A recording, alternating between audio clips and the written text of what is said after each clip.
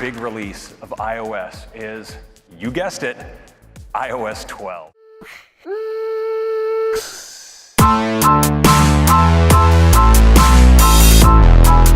Enabling what we call instant tuning for notifications right from the lock screen. You can press in to a notification, and from there you can decide to send future notifications from that app directly to Notification Center, bypassing your lock screen, or turn them off altogether.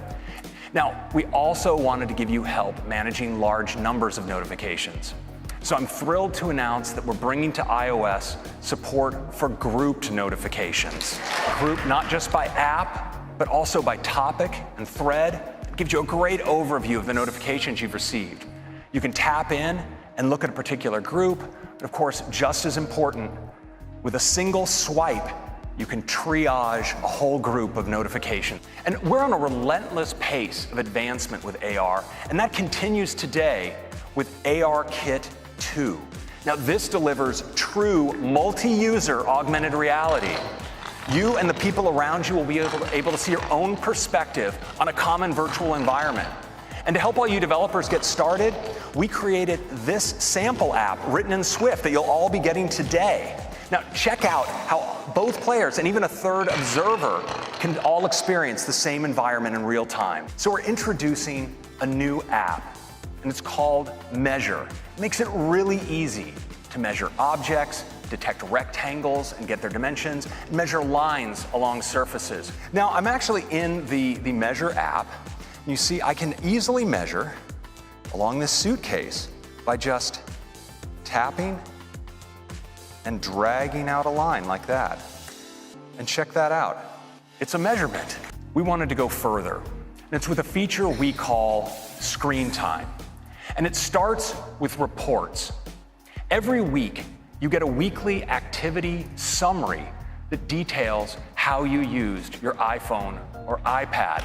You get a summary of the time you're spending in apps, how much time you're spending, how often per hour you're picking up your phone and what's drawing you in, and what apps are sending you the most notifications.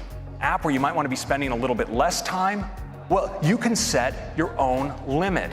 And then during the day, when you're using the app, you'll receive a helpful notification letting you know time is almost up.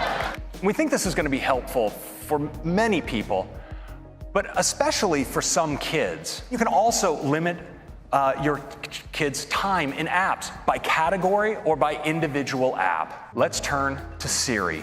We wanted to make Siri able to do much more for you. And we're doing that by taking advantage of the power of apps with a new feature we call shortcuts. Now, say you have the Tile app because you're always losing your keys. Well, the Tile app can expose the option to add a shortcut to Siri.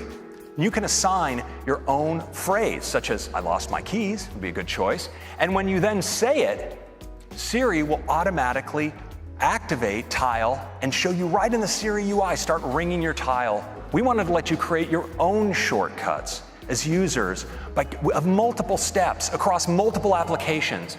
And we're doing it with a new Shortcuts app. We start in the gallery, where there's hundreds of pre-made shortcuts that you can download, or we can hop over to the library, and I've got a bunch of shortcuts here, but I want to show you my heading home shortcut.